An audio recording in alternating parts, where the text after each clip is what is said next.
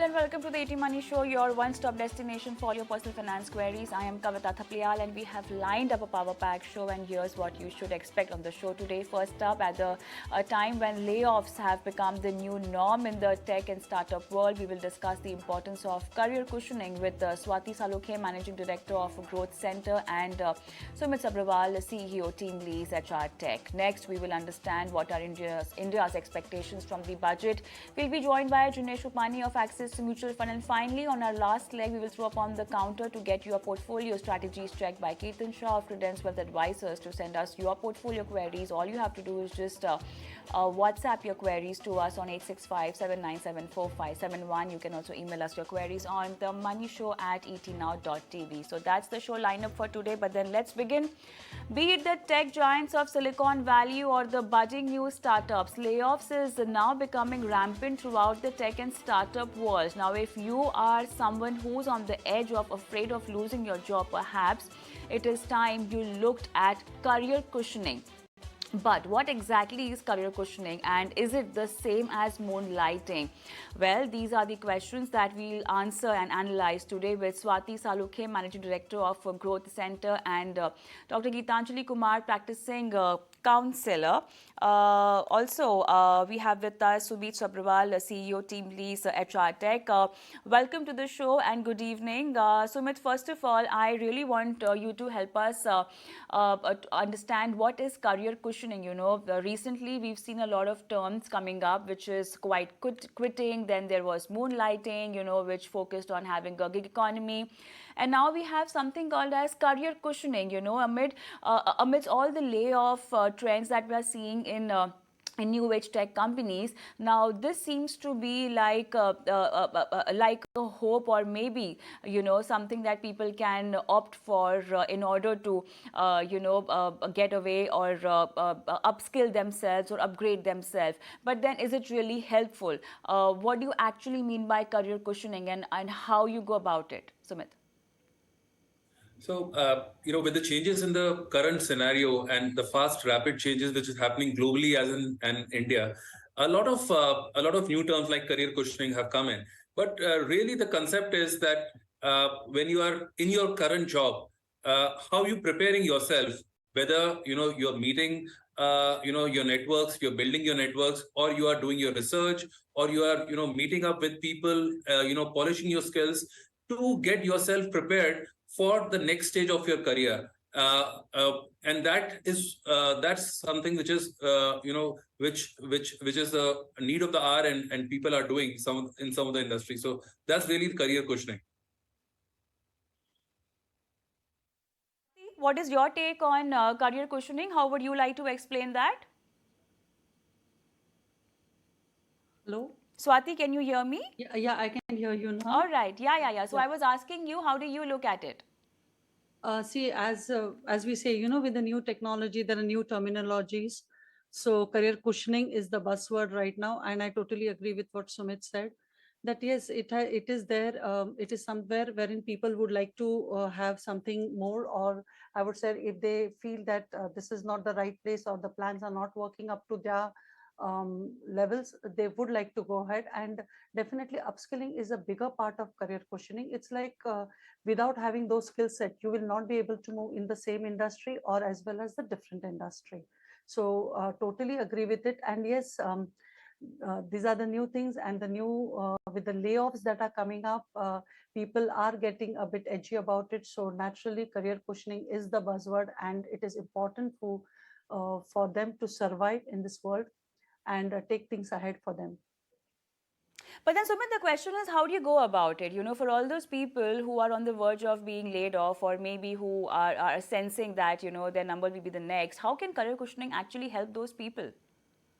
Yeah, so I think very important is to understand, for a person to understand what the values, what are the top values or the top things in terms of the skills that the person has or wants to pursue as a long-term career. So we've always been into, our mindset has been, polishing skills, learning, new courses, or business-related skills. So those are the kind of things, establishing your network.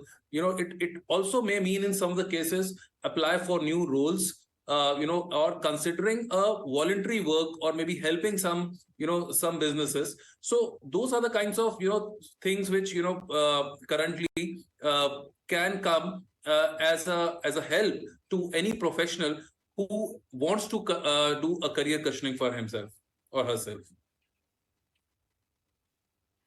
Swati, I want to understand from you what sectors are we talking about where one can actually apply career cushioning in their entire career growth strategy? Because obviously, what happens is you want to upgrade yourself, you want to upskill yourself, but how do you navigate through this? Are we talking about career cushioning within the sector, within the kind of expertise that you are already into, or we are also talking about experimenting, exploring yourself, and figuring out as to what else can be done? Most of the times it is the IT company, the edutech companies that the career cushioning is more happening, because ultimately with remote working and all, people can manage certain things. But there are certain industries or sectors wherein the hand motor or the brick and mortar still works. So what happens is, when we are talking about career cushioning per se, it will, as upscaling is the buzzword, one has to know that whether they know that they are experts in that field, and then they go about it. Also, it is more for people who would like to have something stable, something secure. They wouldn't like anything last minute or something sudden in their life. And to make the real cushion word is really the word, so that there is no something drastic in their life. But it can be very, very simple, or I would say the people who would like to take sabbatical, or who believe in the concept of YOLO, you live only once kind of a thing, or are risk takers. Irrespective of the industry, they may not get so much affected. But people who would like to get, who have financial aspirations, who are intellectually stimulated, who would like to explore new things, not only in their industry, but also the other industry, definitely for them, career cushioning matters a lot. Sumit, when we're talking about career cushioning, you're obviously trying to, look at your skill basket over here. But then what about your earning? What about your regular income that you already have? And if at all you're looking, you are planning to have a side income through career cushioning, is that viable option? Is it possible to do that? And while career cushioning you're already doing with a current employer, is it also a possibility where you might just want to quit and do something on your own because you've realize that you are good at something else all of a sudden? Yeah, sure. So, Kavita, is one, we've always been upgrading ourselves in terms of our skills, in terms of our knowledge, in terms of our network. So, while there, some of the sectors where you can really do it is in terms of the IT sectors, where constantly upgrade your skills, and do something in a way in which you can freelance, or in a way in which you can help or support a cause, whether for money or for not money, is a different question altogether. Also, some consulting assignments which people can undertake to help someone, or a pursue a hobby which can be furthered into a full-fledged career. So all these kinds of options certainly are there, and people have been some for progression of the career in the same field, or diversifying their career. So now, with the kind of scenarios that we are seeing in outside world, this has taken a prominence, because people are finding this as a way of not only pursuing their interests or upgrading the skills, but also to have a certainty or a glide path in their future career moves or the future job moves. So, Swati, in a way we look at it, this could be something between moonlighting and maybe a gig economy that we are talking about. Is it not similar to that? Yes, very much. Moonlighting would be definitely wherein they are trying to earn the extra income, or maybe intellectual stimulation. So with the pandemic, wherein work from home was encouraged, people had the time to look into, and of course, additional income is always there. So moonlighting is also the word, but only thing is, when you're doing career cushioning and moonlighting, one has to be very, very cautious in the sense wherein the skill set is of the most importance, and you need to be upgraded to that level. Your commitment levels have to be different at a very higher scale at both the fronts. So if you see, both could be both the new two buzzwords, but both a bit different, wherein upscaling is the real thing for career cushioning, whereas when we say about moonlighting, it is actually looking forward for something new, or working side by side when you already have a regular income. So these could be just two different things to take care of a secured or a stable life for yourself.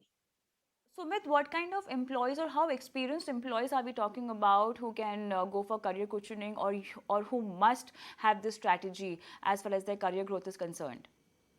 I think employees who or the people who are in their initial and the middle level of their careers, they and specifically in the sectors that we mentioned earlier. So what happens is that when you want to grow on the corporate ladder, or you grow in a career path, anyways you have to acquire those skills in entry levels and in the middle levels. For example, the entry levels can be very very tactical skills, whereas the middle levels can be more of a management skills, more of a consulting skills, into the related fields. And also very important to develop mentors in their respective fields which they are working in, and identifying what is the right career path for them, rather than going at a short term in terms of earning something. Building a mid-term to a long-term strategy is something what career cushioning helps to the through the initial junior mid-level and the junior professionals, people who have experience of 3 years to maybe 15 years. That's the best experience level in which one should look at career cushioning as an option. But Swati, now looking at this strategy, our earlier generations have taught us about having a job, and that gets us more stability in our life and in our financial life, of course.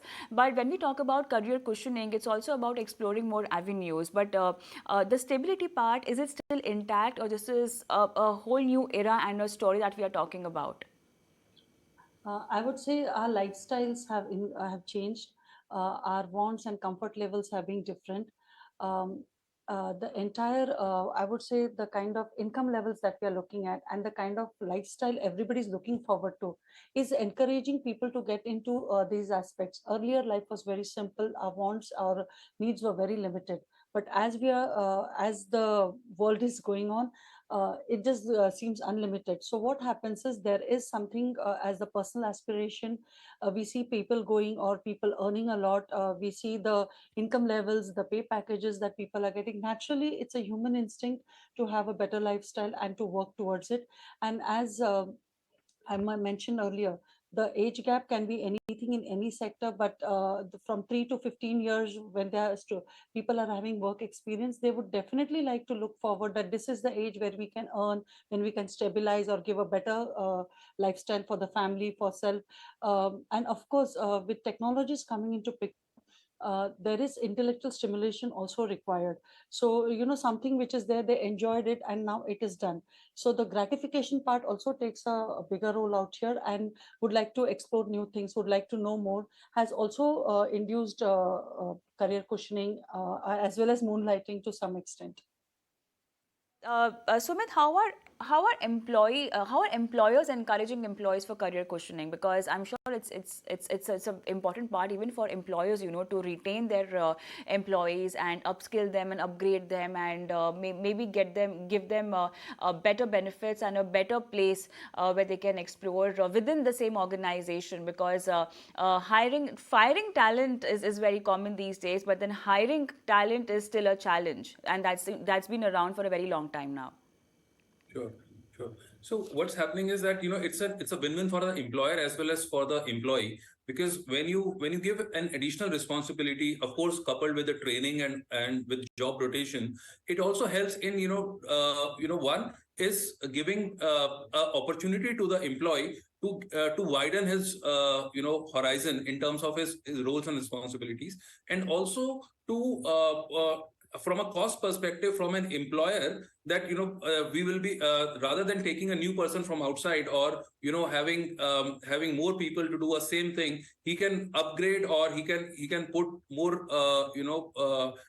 responsibility on the existing employee. So that's where employers are very very particular these days. They're providing new avenues of opportunities for after training to the employees, so that rather than good employees looking outside the organization, he's given a job satisfaction, he's given a satisfaction that he's learning something which is of his interest, and further, he can see a long-term career path within the same organization. So, and these days we are seeing it very, very upfront in terms of in the technology world. We are seeing in the consulting world, and in the middle management level, this is more prevalent than in other levels. Kavita. So, Swati, but then this could also lead to a rise in the attrition rate for the employers. Are they not worried about that? I don't think so. As I agree with it, because if you get the skill set within the organization itself, why hire or why look out for somebody new? Because they would be knowing the work culture, and there is no need to give additional training per se. But it could be really dangerous for the people who, if it is not encouraged in the positive way, or the kind of, because the new generation which is looking at employment, it is just not only for making the two ends meet, but it is more to have a self branding, or having an image, or having a career for oneself. So I think the new age employers, the HR is also looking into these aspects, wherein it is not about just having an employee and making the person work to some, and allotting certain tasks. It has gone beyond it. The new life has the new buzz, or the new normal, you could call it any of the names, but still, wherein if they get the assets in their own company, why will they look out for somebody from a different zone itself? So I think it's a win-win situation in certain industries, but certain industries where it is not possible, they have to go back to the conventional methods of recruiting, or taking things the way they come, or the kind of talent which is available, they will have to look into it. But when it comes to IT-led industries, or the edutech industries, this could be a win-win situation for all of them, I would say. Yeah. So last question, and then we wind up this discussion. We've discussed about this already, that how a person can go about, what kind of strategy can be adopted when it comes to career cushioning. But then talking about specific training, Sumit, what would you recommend that in terms of courses, or anything that can be done online, offline, depending upon the sectors, obviously, how can one upgrade themselves? Sure. So one thing is that upskilling is never a bad idea for anyone. But what we have seen is of late is that first one should have a clear assessment of his own strengths and the areas of interest, and then align these strengths and areas of interest to a possible career options that can be pursued in addition to whatever the person is already doing. Right. And once a person is able to identify that, the first step should be, approach the own organization where they are working to seek help, that whether that organization can support in terms of the learnings and the skill sharpening to the next level. So two benefits are there. One is that, the eagerness of the employee to know that yes, the employee is wanting to learn and has a long-term vision with the organization. Second is, it also gives a lot of plan B for a particular employee within the organization. That's the first part. Second is, if by any chance the organization then is not ready to invest, then there are good amount of courses which are available both online and offline in the respective areas of interest, where an employee can pursue that. So inside the organization, first step. Outside, online and offline courses, depending on the area of interest, to pursue and sharpen one's skills and abilities for career cushioning. So the new buzzword, career cushioning, it already revolves around your upskilling and upgrading yourself for better career growth prospects. Thank you so much, Sumit and Swati, for making time and talking to our viewers about this. But then